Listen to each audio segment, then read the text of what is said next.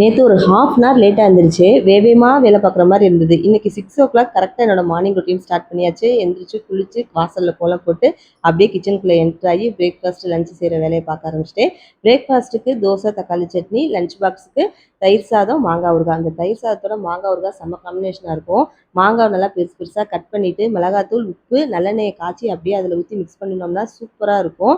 Snacks இன்னைக்கு வேணான்னு சொல்ட்டாங்க. என்னோட பாப்பா ஸ்கூல்ல அடுத்த நாளுக்கு தேவையான ஸ்நாக்ஸை முதல் நாளே ஒரு 2, 3 ஸ்நாக்ஸ் வந்து மெனு கொடுப்பாங்க. பிடிச்சிருந்த ஸ்நாக்ஸ்னா நேம் கொடுத்துட்டு வந்துட்டு நெக்ஸ்ட் டே பைசா கொடுத்தோம்னா கிளாஸ் ரூம்லேயே வந்து அவங்க டிஸ்ட்ரிபியூட் பண்ணிடுவாங்க. நேற்று அந்த மாதிரி வந்து கேட்டதில் பட்டர் கார்ன் வந்து அவங்க ஆர்டர் பண்ணிட்டு வந்திருக்காங்க. ஸோ அதனால இன்னைக்கு எனக்கு ஸ்நாக்ஸ் வேணாம் அப்படின்னு சொல்லிட்டாங்க.